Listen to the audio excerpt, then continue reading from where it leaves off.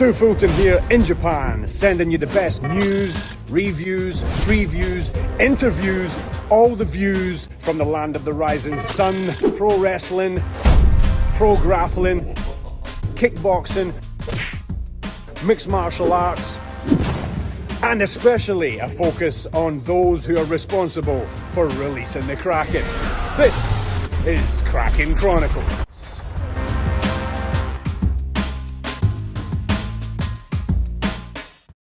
Welcome back to Kraken Chronicles. Today's guest is one of the most unique minds in combat sports. A former UFC heavyweight champion, catch wrestler, submission specialist, an all-round warrior, and a man who has competed across generations. But more than that, he's an eternal student of combat, a teacher and promoter of it. The War Master, Josh Barnett. Josh, welcome to Kraken Chronicles. Yeah, good to see you. So let's start with the present. What does your daily life look like these days? Anybody who thinks, Josh Barnett, yeah, he wrestles sometimes, he does some seminars, I think they'd be sorely wrong. There's quite a lot more to it than that, I believe. Well, right now the day-to-day is working on logistics for Bloodsport 15 in Vegas, which comes up this Friday. It'll be there live at the Horseshoe Casino and Resort, or Casino Hotel, whatever they're calling themselves. And it's also streaming live on Triller TV, on Triller Plus. So there's a lot of work on that. Training both Angel Verduzco and Joe Deschue, who are on the show, working with Victor Henry. We're hoping to have a UFC fight for him announced soon if his opponent will stop being a chicken shit coward and actually sign the bout agreement. We'll see. And I got to have get time for my own training too.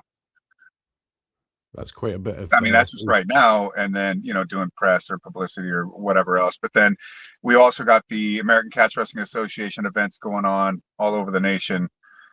We have one in Riverside this Saturday, April 11th, and working with my partner on that to coordinate everything. I'll be out there to referee and run weigh-ins. So, yeah, it's got to be done. So if it's your thing, you better take care of it. Yeah, superb. Keeping super busy there. You mentioned Victor Henry there just now.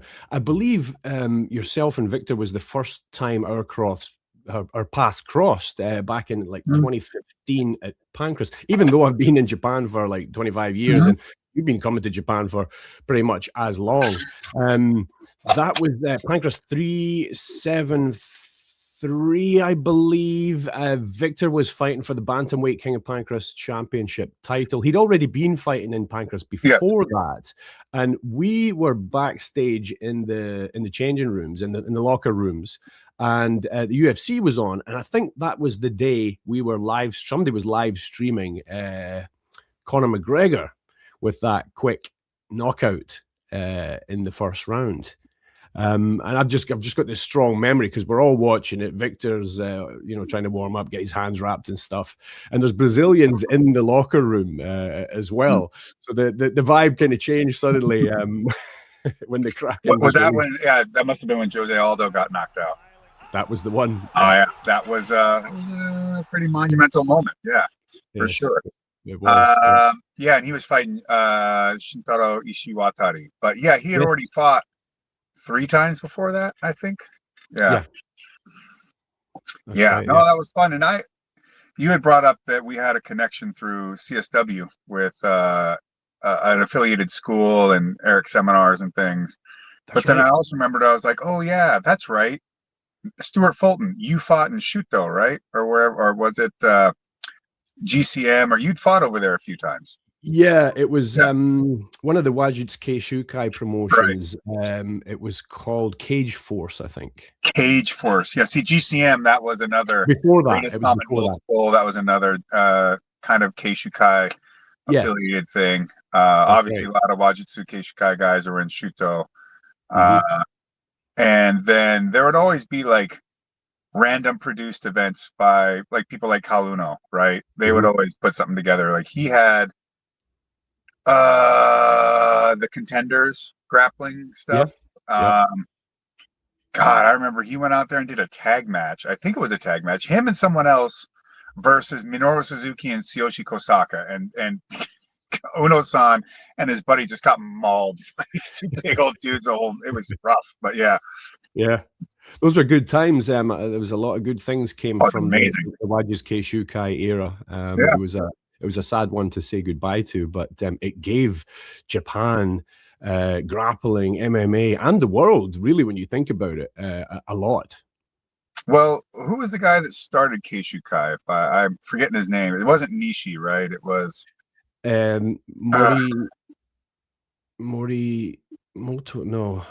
Oh, the name escapes me right now. I've got but million names. He was like he also fought early MMA stuff, if I remember right. Like he didn't even do like an exhibition with Sayama and some other stuff. Like the guy was around a lot, and you know he really was one of those pioneering souls where there's a lot of folks that had a variety of skills, but how they would apply them would heavily influence how they'd be used, which is something I bring up when I do seminars to jiu-jitsu schools. I'm like, the only reason you think jiu-jitsu is this way is because of the IBJJF, because there is nothing involved in jiu-jitsu that says you can't use this lock or you can't like that's a games-based competition rule set.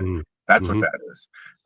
Now, I do think like wearing the gi is a part of it, the dogi, but otherwise, like there's nobody said you couldn't heel hook someone. The IBJJF decided that, and they decided that based on what the Gracies were feeling at the time, who all did no leg locks, just not very well. You know, some would do them, some wouldn't, and then through the IBJJF, that kind of competition structure and how they built jiu-jitsu, all that was removed, and then everybody just taught that way because they're like, well, this is. If you're going to compete, you can't have you go out there and use an illegal hold or whatever. You know, it's interesting. You know, it's like if you never taught someone how to do a full suplex because you can't use them in folk style, but you wanted them to be a wrestler. It's like, it doesn't make sense. Yeah, stifling, definitely. Yes. To the game. Now, moving on this show, we talk about releasing the Kraken, that moment where something deeper takes over in a fighter. For you, when did you first recognize that part of yourself? You did like semi-contact sports before getting into professional martial arts. You fought a ton of fights before even going to the UFC. During that time, was there a moment that you felt that part of yourself coming out, or you had to pull it out? No, it was in my youth. I mean, even getting into scraps with other kids, like it just. I didn't avoid fights, but I really didn't try to start any of them. But if I was in a fight, I was in heaven. So I already knew that was something that I just took to like a fish to water. And when the opportunity to do something like the UFC or mixed martial arts, no holds barred as it was called back then, it wasn't even offered. Just when it was something that existed by watching when I saw UFC 2. And I'm like, well, here we go. Here's what I'm going to be doing. I just knew it. There was nothing that was going to dissuade me from going down that path. And turns out my gut was correct. Do you think it's something you can cultivate over time? Because some people, they don't grow up with the rough and tumble. They're just athletes that get into martial arts and start fighting for money. And you've trained a whole bunch of men and women over the years with different, not just skill sets, but psychological of course skill sets. So is it something that others can cultivate over time if it's not inherent in them from their childhood? Well, for one, don't ever try to be someone you're not. That's never going to work out for you, including in fighting. You know, there's the whole fake it till you make it thing. But then there's the idea that once you get to the make it part, you are the thing now. You are. It's embedded within you. You just had to work at it until it was there. But I think there's some things that just people's personalities, trying to make them adhere or conform to something outside of their capabilities is just a losing battle. But you can develop ways at which to create the response mechanisms, or at least response mechanisms that are going to be useful and successful as a fighter than not. And I think that there should always be a lot of emphasis on mental, not just training, but just like trying to create that fighter's mind, the mindset that they are going to need to succeed under duress, under the kind of stress and danger that being a prize fighter brings. And not just that, but also how to handle winning and losing. Everybody always talks about you got to learn how to handle your losses and all this. It's a very common trope, and for good reason. But nobody ever talks about teaching somebody how to handle winning. And to, in some degree, there's a lot of folks that do well by setting up stages where they're just constantly succeeding, but you never tell them that they're succeeding because you've lowered the level. And then when they get into the fight, they literally have been brainwashed to a degree into believing that they're actually better than they really are. But it serves them because now they do things without hesitation, without fear. Sometimes this is really important for someone after the first time they get knocked out, or maybe even that first time they have a loss. But usually it's after a knockout. And that's to get that timidity out of their system, to get that doubt, that self-doubt. It's like, well, if you do something enough times, you will find varying results. And some of those results are not going to be ones you like. But that's okay. You got to strive ever forward. And a loss isn't the end of the world. It would be great if we could retire undefeated. But that's also some sort of consideration, like, oh, are you undefeated in sparring too? Undefeated in the gym? And it gets to a point where there's where it counts and there's where it doesn't. And the gym, it doesn't count. But the gym is where you build your athlete, and you can't make a one size fits all. I mean, you can come up with a system that works well enough and is adaptable, but if you're unwilling to spend the extra individual time with that athlete for any given reason, then it's actually best for you to tell them to leave, because the system doesn't work for them. And instead, then keep that energy for those that it does work for, because you've got this concept. This is how it works for you. This is what you believe in. This is the methodology you think is the best meta for what you're doing. And if somebody else doesn't fit into that mold, then they'll have to find some other way. But that doesn't mean that they can't be successful. They might even be the person that creates the new meta. But it's not going to happen under you if you can't foster that in that person, which may mean doing things outside of what your system says you should do. Which, I'm not saying either way is right or wrong. I'm just saying you have to be aware of that choice and upfront about it. But that's what it is to be a coach. You got to individualize what you do. You have to, at the very least, even if the system is the same, you still can't approach each athlete the same. And you may even have to change verbiage for that one person to understand what 10 people do. But to get that one to understand, you got to bring them along too, because especially in a systemized, structured training environment, then you got to go, oh, well, I can't have this guy fall behind, because if they fall behind, they drag the rest of the class behind. And if they're all here as athletes, as competitors, not just students taking night classes or whatever, then it's part of your responsibility. And there's two, but you're the coach, so you got to bring them up to the level of everyone else in terms of understanding that system, so that then they can operate in it without being a bad bearing, squeaking all the time, and just eventually is going to fall apart. And once that happens, now you have to deal with that, which that's no good either. Those are all the markings of a very good coach that produces very good fighters. But you're right. I think the point about mental fortitude isn't really talked about in depth enough. It's often just brushed off as, suck it up, just hard training, back to the drawing board, just real basic stuff like that. But it is way more than that. And it isn't one size fits all. Like you said, you have to approach each different athlete in a different way to pull that out of them if you're seeing something lacking. Yeah, for sure. And you spoke about training women. So I don't train women the same way I train the men, because they're not men, they're women. And I know in this day and age, there's all kinds of arguments and conversations and furores and all kinds of things around women and gender and men and all of that. But, all I can say is, from all the female athletes I've coached all over the years, they also are individuals from each other. So I won't coach, I had one girl that you had to basically like come at her like, what are you stupid? Well, no, I don't know. What do you mean you don't know? Well, of course you did it. So you had a thought, and they needed to be like chastised. And then you get them to this point, and then with the point being at the end of the day, it's like, I don't want to have to tell you what to do. Actually, I want you to trust yourself enough to do the problem solving, to get yourself where you need to go, and to be aware of that, because it's really hard to make any adjustments if it's all a blur. It's just one giant white light, and you have no idea of separating any of it from anything else. But then I've had plenty of other where yelling at them or being hard or negative reinforcement is absolutely not the way. Every now and again, someone does something dumb. You're like, hey, that was dumb, right? Okay, well, let's not do dumb things at least. But you might come across an athlete that like it hurts their confidence in such a ways. And I'd find this more with women athletes and with male athletes, but it's not even about treating them with kid gloves. It's about even knowing when and how to apply pressure and how much.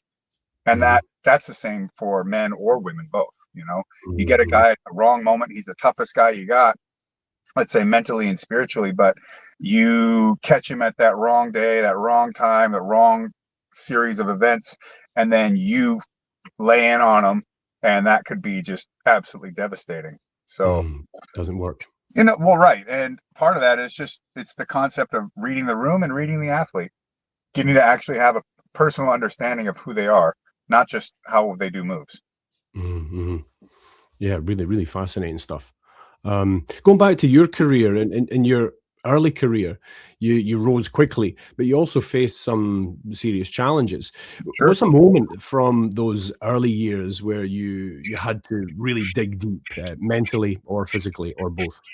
Well, yeah, I mean, there was like getting to the UFC, now fighting the best guys at the time around, or at least a very, very, very, how would I put it? Like a really strong and competitive heavyweight division. Not to be a shit talker, but not much tougher, much deeper than they have now. Even though there are some great heavyweights that I do like to watch. Betting on myself enough, knowing that money was never the money that I made in the UFC was not something that allowed me not to have a full-time job. I never considered that.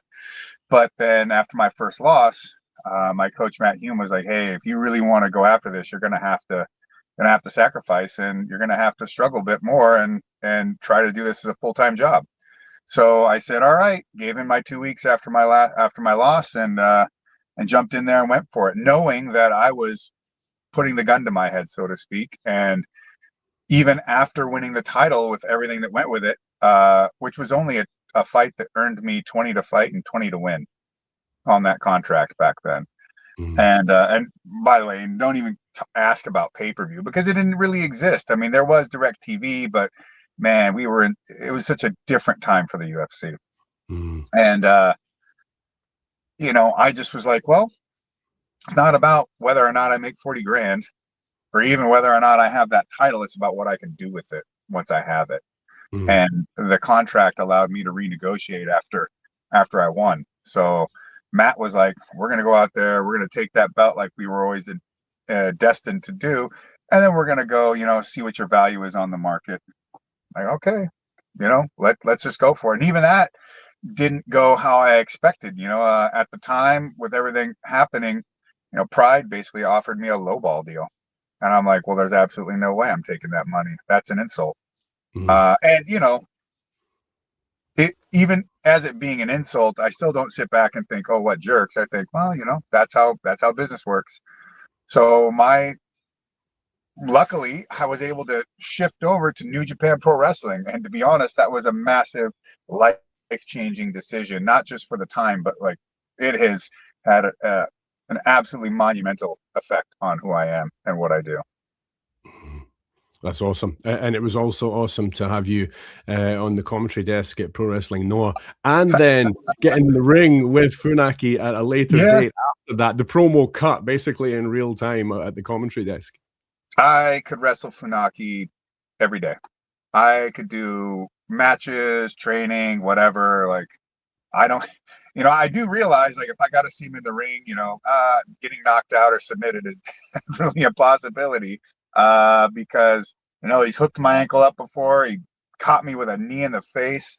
I mean, whew, it's not to say that he doesn't have much to talk about after I lifted him from the ground and gave him a captured buster on his head. So, look, it's rough business, but we signed up for it. However, a guy like Funaki is so smart, so cool, so like he understands this business so well, and he's in such fantastic shape. Like, oh my God, at 50 whatever, I can't believe how fit and how capable he still is. And he too was one of those pioneering spirits, one of those guys like, there's a way, we already have understanding of parts of it, but as we're going out there and we're doing this, and as the rules are changing, and as things are environments are different, and cages versus rings and all this stuff, it's like, okay, we have a big steep learning curve, but we're going to go for it. Without guys like Funaki, MMA is not where it is today. For sure. Yeah. I mean, the red and black cross, exactly. The blood and the red crossed with the black, which is the mixture of all the martial arts meeting in the middle. That is the essence of it all right there, and it still lives on in various different formats now. The way it's evolved, it's a beautiful thing. I agree. I do wish that the UFC, not that they are directly doing it, like they're not making these things happen through action, but just in a tertiary way by existing and being the biggest show in the world for MMA. Like, I wish that influence of essentially the unified rule system would just stay out of Japan. I mean, just leave and never come back. I know all the stuff about recent politics with Takeuchi and all this, and I'm like, well, that's fine, but you guys are, you got a lot going on over there. But how about she just puts a bill together banning the unified rules? You can't ruin Japanese MMA. Like, I think everyone will sign up for that. Everyone will be like, yes, no, you can have my endorsement to not mess with Japanese MMA anymore. Yeah, soccer kicks to the face. I mean, there's a lot of people don't like them, but systems. I'm all for it. Out of here, yeah. Just one more question. Later in your career, you weren't just relying on early instinct and your original martial arts skills anymore. You had experience, you had control, you had perspective. Can you think of a moment in your veteran years where you had to access that same Kraken, but in a different way? And is releasing that intensity as a veteran, how does it compare to when you were younger? It comes with that experience of being in the ring so many times and being under so many different scenarios that can lay out in an MMA fight, a kickbox, any kind of fight, really, to be perfectly honest. And with that, just having the confidence and the calmness, the ease at which to be able to go out there and then do what I want to do without feeling any pressure to do it, just being in that moment and just doing my thing, the flow state. Yeah, well, so to speak. I mean, I'm not saying it's like I've had that happen in fights where it's not the case, but there's been moments where I feel 100% lucid. I'm playing in the ring, I'm having a good time, and I'm just loose. And I'm not even really trying to kill anybody, which is pretty rare for me. But it's just, yeah. I mean, like, this wasn't like a super veteran match, but fighting Bobby Hoffman in a rematch, opening at UFC 35 maybe, against Bobby Hoffman, a rematch. And I just remember in between rounds, I go up to Matt and I'm like, he's pretty strong, but he's fading. He's pretty slippery, but I got him. And Matt's like, okay, yeah, well, keep using that what we call a move called a knee sweep. We'll knee in the thigh on the fence or stomp your foot or something. You pick your leg up to defend it, and then we go knee to knee and foot basically sweep you to your back. And he goes, all right, go out there. That knee sweep's there all day. Just, get him on the fence, do that again. And then, take him out. I go, all right, I'll see you in a few minutes. I just went out there, did exactly what we asked, what we talked about, and just took care of business and went back like, hey, there you go. Worked out nicely. Yeah. Now, you've also created something very unique with Bloodsport. For people who may not fully understand it, what is Bloodsport and what makes it different? Well, I'd say it's the purest form of professional wrestling out there in the world, in that it's really not about gimmicks or entrances or your gear or any of that crap. It's just all about wrestling. And with that, we are there to emphasize that you're there to win. This is life or death. Being on those mats is a privilege, but it's a privilege born out of blood and out of sweat and out of suffering, sacrifice, as well as glory and honor. Now, with that, we also pulled the ropes out. So there are no ropes. You cannot rebound off them or use them to break a hold. Or hold on to them in any way. That doesn't exist for us. And you can only win the match by a knockout or submission. So the only way you're getting out of there is definitively either on a stretcher or walking out with a beer in your hand. It sounds like that environment you've created with Bloodsport really does attract the best kind of fighter, the ones that we want to see, the ones that everybody wants to see. And this next card that you've got coming up is absolute fire. I've been looking at the announcements. It looks amazing. Well, I mean, that's the idea, that we try to put together the best show we can, just like anybody. But I'm fortunate enough through my travels and experiences and just relationships I've fostered over the years, it gives me the option to draw from people from companies that never would have allowed their athletes to go and compete in indie promotions or compete outside of their ring and their ropes. And also it ties me into particular talent in Japan that other people just would never have access to. Mm-hmm. Yeah, that's key right there. So where can people follow you and keep up with everything you're doing? We've got your link tree popping up on the screen. You're on Instagram. You're still on X? Oh, yeah. Yep. And it's not just Bloodsport or seminars. You've got whiskey and all kinds of stuff on the go. Yeah. So, well, you mean Josh Barnett. .com is my website, which will get you to everything usually, as well as you can find me on all my socials at Josh L. Barnett, on Twitter, on Instagram. I think Facebook is Josh Barnett Official.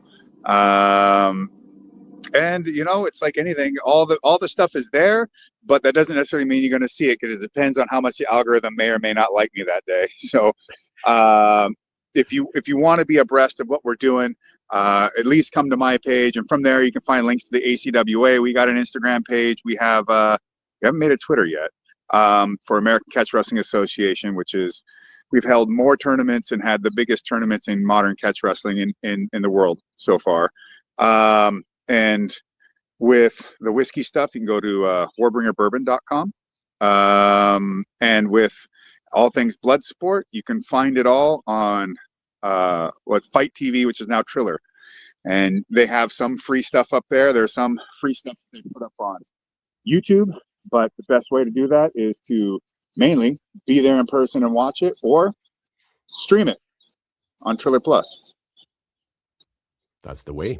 Yeah, we certainly will. Well, there is one that you may be able to, that you can pay-per-view still, and that is one that you were so gracious to lend me your talents, you and Mark as well, to do commentary for Bloodsport Bushido that we did out at Yogoku Kokugikan, and you can go and order that on as a standalone on Triller TV. That was another awesome show. I was so excited that day, and even just thinking back gives me goosebumps. The hairs on the back of my neck, standing to the attention of the fight gods and saluting. I have to be, for me, that was one of the most surreal moments of my life, not just career, but life. Standing in Ryogoku, seeing my banner hung for an event that I put together and dreamed up in my head. And that was something. I would be on tour with my little notebook, and I'd always be taking notes about different things, about possible fight options, this, that, all kinds of stuff. And I would brainstorm little tournaments, things where I could bring back that UWF spirit into the ring again. And I always envisioned, doing like a big tournament or doing something really cool. And to sit there in the arena while we're putting everything together and just be like, yeah, this is my show. Holy shit. You actually are here, and you're a Gaikokujin. You're a foreigner in Japan running a show at Ryogoku filled full of almost entirely Japanese talent. What the hell? Like, I remember Maeda-san was like, I don't think anyone's ever done that. I think you're it. Like, you're like the first, or one of a very, very small group of people to have ever done such a thing. Yeah. So I feel very proud of what we did. I know I say we, I mean all of us, including you and Mark and everyone. Like, I think we all came together and made a hell of a show. I'm super proud of it. And I remember sitting there in the back looking at Rampage squaring up at the referee's instructions with Sekine-san and just being like, this looks like pride. This looks incredible. This is, I mean, and got to give my hats off to Abema. Like, they really supported us on that, and they made it look like $1 million. And we also stretched our dollars, our yen, as best as we could. And through the right use of lighting and everything, we were able to put that show together, Oh yeah, it was a beautiful slice of history, and an honor for me to be a small part of it. Josh Barnett, a true student of combat and a man who's lived it at every level. Thank you for sharing your Kraken stories with us, and thank you for still being in the game and pushing all of these great athletes out into the world. Thank you for joining us today. Well, if I'm not gonna bring Yuji Nagata to Vegas to get in a knockdown, drag him out fight, who is? That's it right there. To everybody watching, subscribe to Kraken Chronicles for more conversations with fighters, athletes, and warriors from around the world, because at some point, everyone has to dig deep and release the Kraken. If you like what you see, hit the thumbs up button, share on your choice of social media platform, and hit subscribe so that Poseidon himself sees to more frequent releases of the Kraken.